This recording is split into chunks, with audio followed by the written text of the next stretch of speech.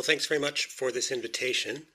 I'm having some difficulty sharing the slides, so I'll go ahead and present the talk without the slides, if that's okay, and then I will, at the end, go ahead and perhaps put the slides in the chat. 1 second, I think, yes, you are co-host. You can screen share. I think there is a green icon at Yeah, the top. it's Uh-oh. not happy with the files for some reason. Oh, In any case, okay. I've tried a couple of different options, so I will yeah, try to share um, it for the attendees after the yeah, symposium. that's Thank you. fine. Sorry about that. In any case, so I was invited today to speak to you about um, how we would understand suicide or what the significance of suicide might be in a context where medicine advances to the point where we, in effect, conquer natural death. So what we're being asked to envision here, I think, is a world where the advances in medicine are so great that people don't suffer from or die from, let's say, cancer or from infectious illness.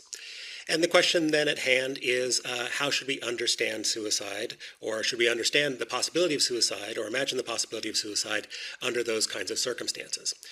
And the question that we were asked to entertain here is if medical advances did allow us to conquer natural death in this way, would choosing to die still be suicide? I think the answer to that question is relatively straightforward. The answer to that question is yes.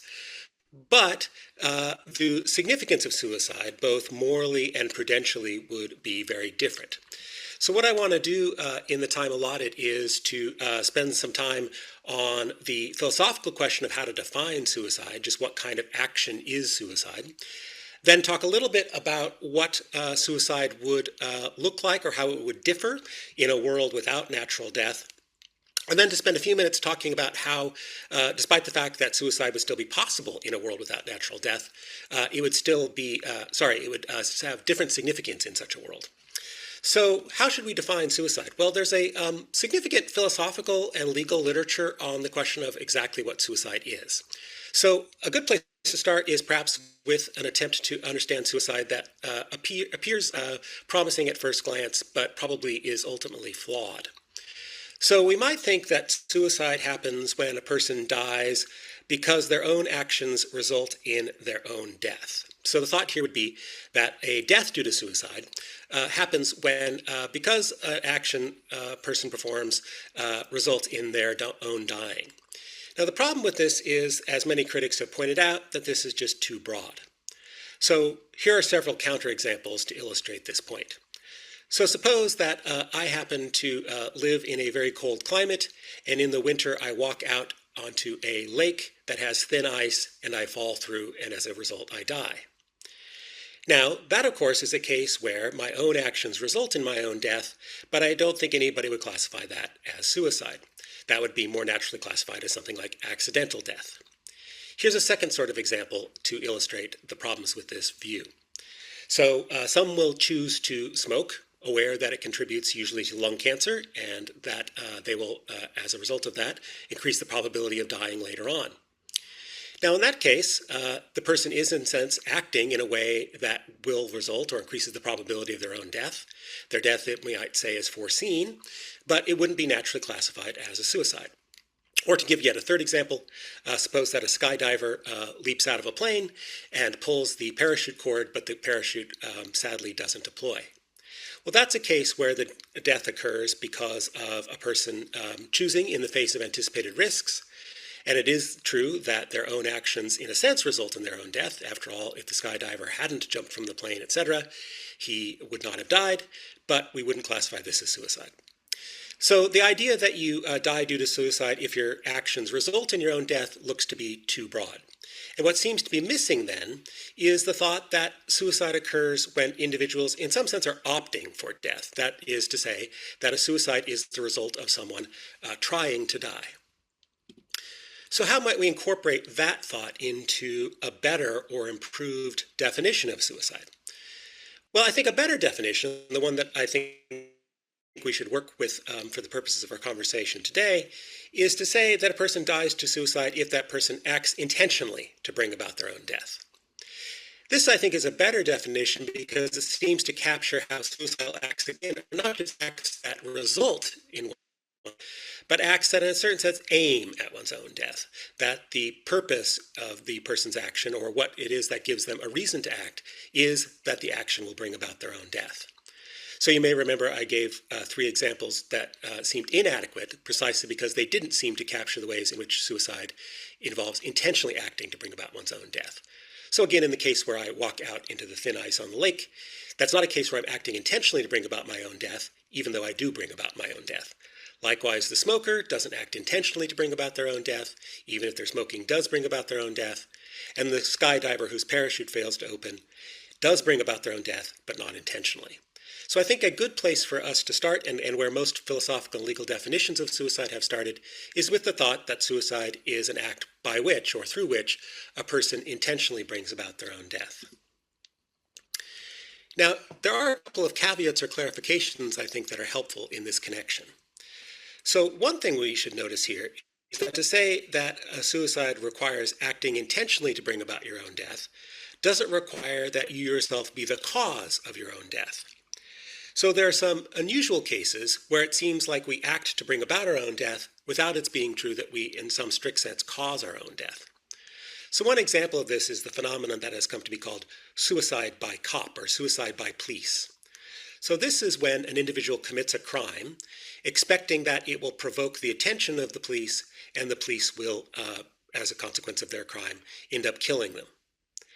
So under this set of circumstances, what a person does is they are acting intentionally to bring about their own death, but it seems more natural to say that the cause of their own death resides with the police, that is, the individuals who end up killing them in the course of the crime. Another, perhaps more, if you will, pedestrian example, less lurid, is physician-administered voluntary euthanasia. So in the places in the world where voluntary euthanasia is lawful, there are jurisdictions where the patient can request a lethal medication that the physician introduces into the patient's body. So it's not the case here that the individual is administering the lethal medication themselves, but rather that the physician is administering it for them. Now, in that case, it seems natural to call this suicide. Why is that? Well, because the person is acting intentionally to bring about their own death. Their request for this lethal medication is the ultimate origin of why they die. But the cause of their death, so to speak, is the physician's action. So it's important to keep in mind that bringing about your own death, or acting intentionally to bring about your own death, can't be equated with causing your own death. So that's a first clarification. Second clarification, I think, is that we should be careful about the phrase choosing death or choosing to die. If we think that suicide is, as I've proposed, acting intentionally to bring about your own death, is that equivalent then to choosing death or choosing to die? Now, in one sense, the answer to that is yes. So a person who dies via suicide, again, doesn't just happen to die as a result of their choices or actions. They're carrying out an intention to die. So there's a sense in which they are choosing to die. But in another sense, I think the answer to this question is no. We should remind ourselves in these conversations that we human beings are mortal. All of us will eventually die. So it's false to say that suicide makes it the case that we die. A person who ends their life due to suicide doesn't make it the case that she does die. Rather, she makes it the case that she dies under a certain set of circumstances or at a certain time. In this respect, it's perhaps more helpful to think of suicide not as choosing to die, but as a choice about the timing and circumstances of our death. This, I think, has significance for quite a few issues that arise around the ethics of suicide, including the ethics of assisted dying. So let's circle back to the question that we began with. If it were true that medicine could conquer all natural death, would a person who acts intentionally to bring about their own death be engaging in suicide? Well, keep in mind that what we're envisioning here is a very specific set of hypothetical future circumstances. What we're envisioning is a future where there are no deaths due to endogenous disease or generation. So this would be a world where medicine has conquered, let's say, cancer and organ failure and all the infectious diseases that could be responsible for a person's death. Notice this wouldn't be a world without death altogether, though. Rather, it'd be a world in which any person who dies would die due to, let's say, accidents or violence. They'd die virtually always due to what we might think of as human causes or unforeseen causes, accidents and so on. This is علاج مشخص یا چیزای دیگه وجود داره. این میگن جاودانگی پزشکی توی ادبیات فلسفی یا اینجور جاودانگی توی ادبیات فلسفی با جاودانگی معنوی فرق داره که توی اون کاملا افراد جاودانن. توی جاودانگی پزشکی همیشه جاودان نیستن، میمیرن، فقط به علتهای طبیعی نه، به علتهای دیگه میمیرن. خب مسئله ای که اینجا مطالعه شده اینه که هر فردی شاید بتونه بین 5 تا 6,000 سال زندگی کنه. در آینده این عمری که شاید انسان به طور کلی داشته باشه اگر که اتفاقی نیفته. در نتیجه طول عمری که هر فرد تجربه میکنه اینه که 500-600 سال داشته باشه توی 50% مواضع. و توی این حالت انگار یه عمر طبیعی رو میشه برای انسان ها تجربه در نظر گرفت که توی اون ما 500-600 سال زندگی میکنیم در 50% مواقع و اونقدر تنوعی وجود نداره. آیا من میتونم 100 سال، 200 سال، 300 سال یا 1000 سال زندگی کنم؟ این مسئله طول عمر و تنوع اون چیز مهمیه در جاودانگی پزشکی.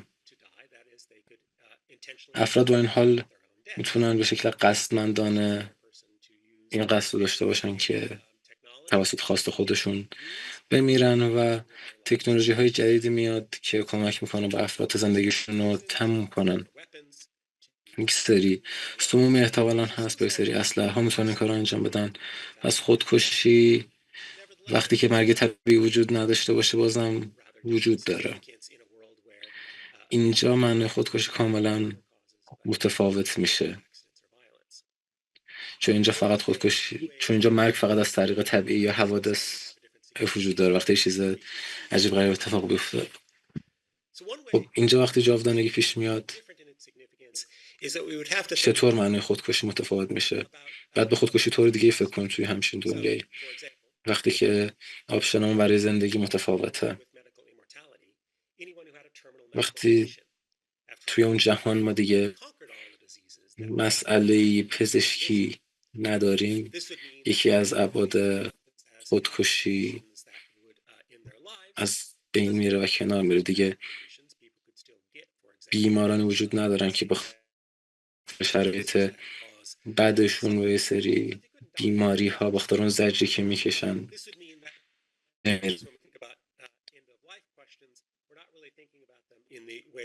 اینجا سوالاتی که راجع به تمام کردن زندگی مطرح میشه به خاطر اینکه و شرایط زجر کشیدن انسان ها متفاوت تغییر میکنه. مسئله که مطرح میشه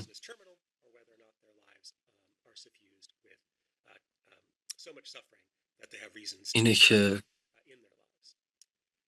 به چه دلیلی میخوان خودکشی کنن؟ آیا دارن درد زیادی میکشن یا چیز دیگه وجود داره؟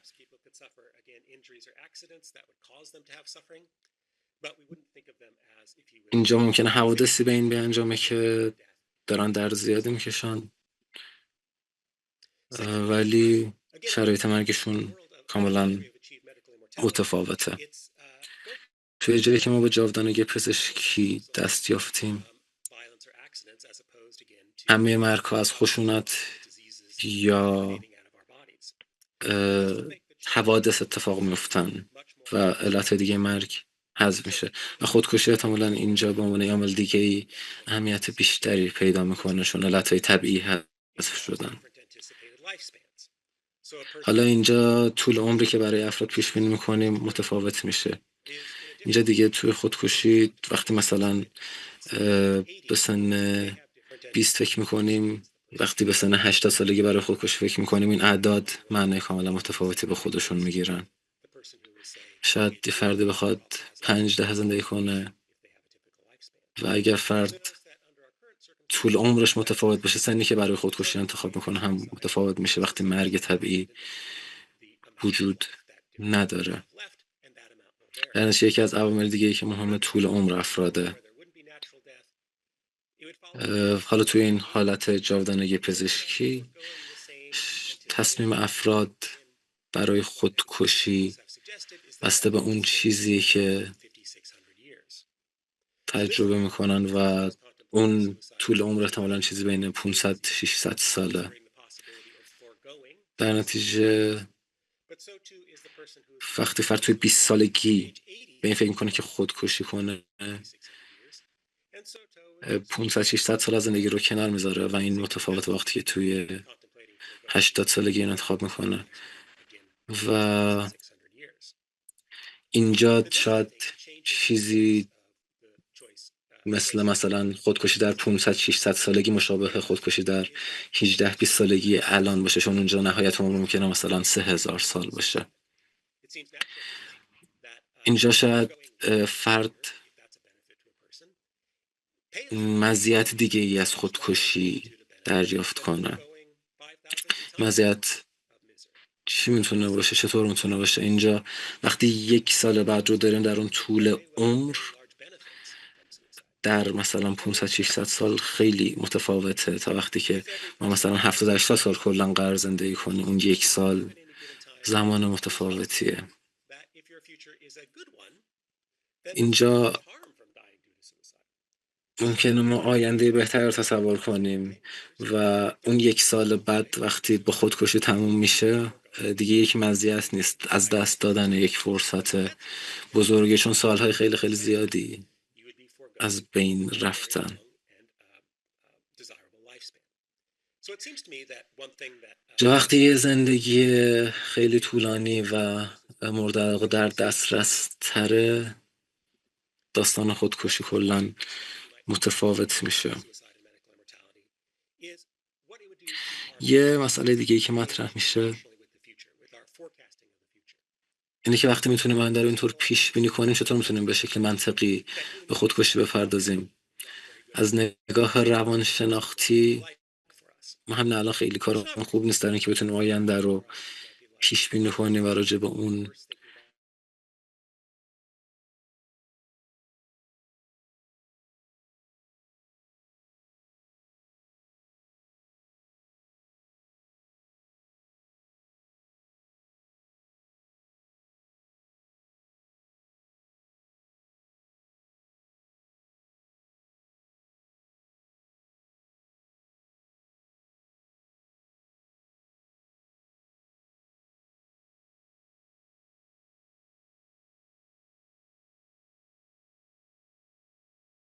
that I was kind of confused where that fits was actually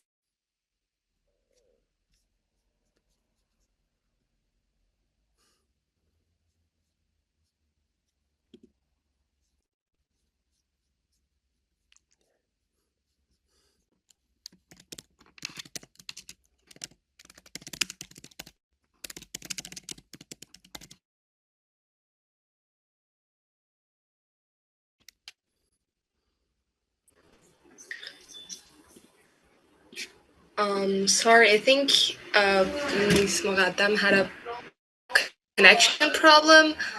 Let me check out her connection status. Yeah, I had a frozen video there. Here. Recording stopped. Let me...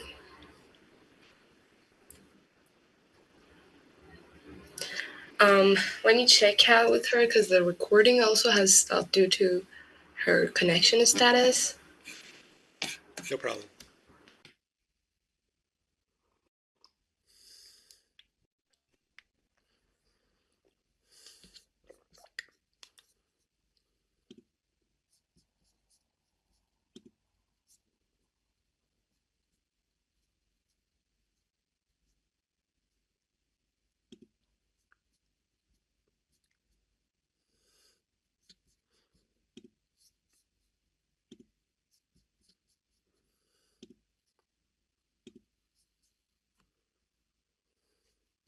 Hi, Professor. Sorry, she had connection problem. She's coming back soon. No problem, thanks.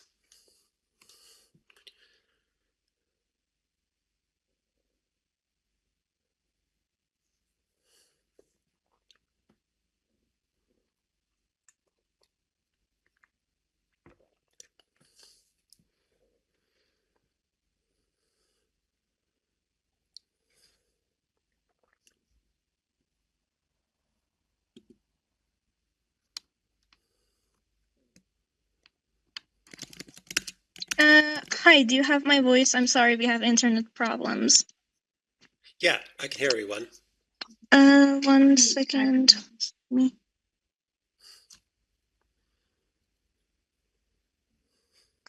Okay, terribly sorry. As I was saying, there are actions such as self-immolation and suicidal attempts, which are sometimes done by people to get the attention of media relating to specific social or political problems. I was wondering if they are also considered a form of suicide, and what are the implications of that with relation to the topic that you were talking about? Good, thanks. So some suicides, as you note, are, I suppose, politically motivated. Self-immolation done publicly in order to draw attention to a political cause would be an example of that. It does seem to me to be natural to and correct to classify those as suicide. A person who engages in self-immolation is presumably aware that they are very, very likely to die as a result. It seems likely that they are intending to bring about their own death through their own action. So again, using the definition I proposed in the talk, that suicide is intentionally bringing about one's own death. That would certainly count as suicide. I think what your question underscores is that people have quite a wide range of reasons, right, for wanting to end their lives. Of course, we focus a lot of our attention on what we might think of as reasons related to mental health, for example, depression. But of course, there are suicides motivated by other kinds of considerations, including sometimes political ones. Thank you very much. I'm going to ask two of the questions. There are some questions from the attendings. One of them is that, wouldn't you say that a person incessantly groping for meaning in their lives and never finding it should manifest itself, the way it should manifest itself is actually committing a gradual suicide? Yeah, that's an intriguing question. I think that here the use of the word suicide is metaphorical rather than literal, right? A person who is seeking meaning in their lives and is frustrated by not finding it might well think to themselves or say to others that their lives are over, right? Now, of course, that is not literally the case. They continue to be alive. But of course, we sometimes think of or use the term suicide, again, in a kind of metaphorical way, not to refer to recording in progress. But perhaps to be in a situation in which your actions are sort of causing you to die, not in a literal sense, but perhaps, I don't know, in a spiritual or ethical sense. Okay, and then I missed the question. Dear Parnian, you wrote a question. I don't have it in my laptop. Could you copy and paste it again in the Q&A box? Thank you very much for that answer.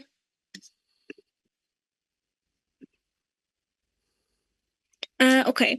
The next one is, although your talk focuses on suicide and a hypothetical future, I'm curious how your philosophical views on grief, especially quasi-grief and the restorative tendency, might help us understand survivors' emotional experiences after voluntary death.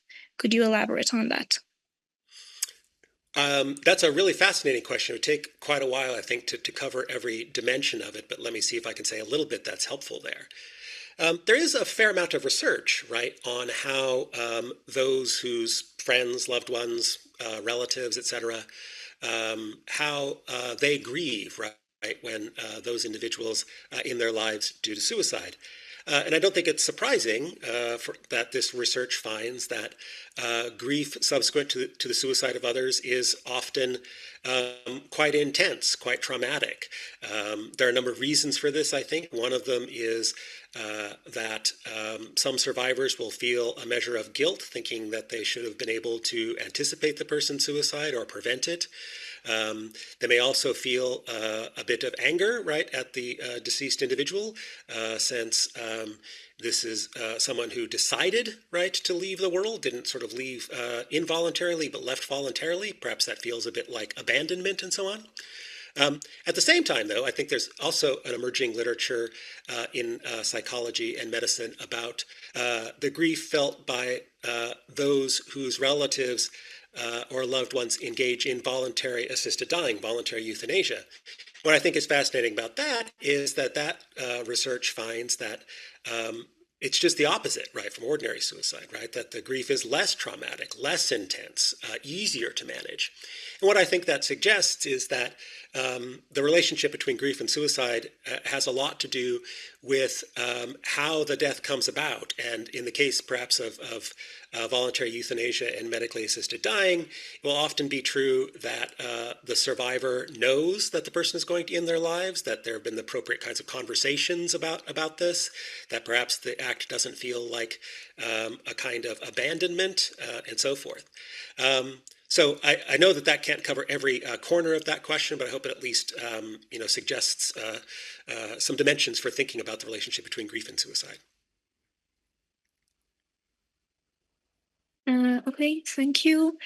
Another question that I had was that, as we see, this was you mentioning medical immortality. I was thinking that from what we see in medical advancements nowadays in the world is that with medical advancements, even though a longer lifespan has been possible, we see that the quality of life is declining. We are left with people who don't really have a high quality life, especially considering some situations such as dementia, which is very prevalent in people of age. I was wondering, when we are talking about medical immortality, are we also taking into account the quality of life and health issues related to aging, sort of finding a way around that too? Because if we're left with if we're 500 years old and we have dementia and we don't remember the lives we've lived, then maybe it's not a really good life to live.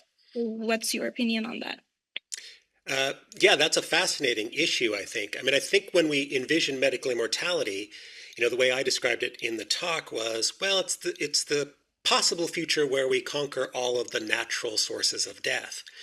Now, in order to do that, we would probably have to also conquer quite a lot of diseases that are frequently responsible for people's deaths. So that would probably mean that we could prevent or cure all cancer, prevent or cure all dementia.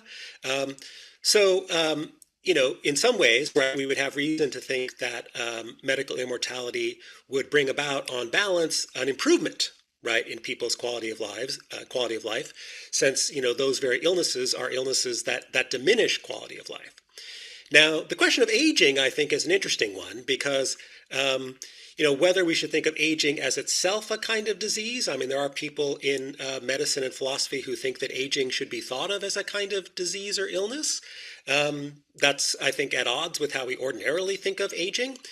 But it is interesting to think about medical immortality in that connection, because while medical immortality would mean that I could not die of cancer or Alzheimer's disease or kidney failure or any such thing, it might still mean that I would age, right? And it might be that if I aged long enough, right, under those conditions, I might find myself in a state where continuing to live would be tortuous from my perspective, right? That my health would have declined to a point where continuing to live would not be desirable for me.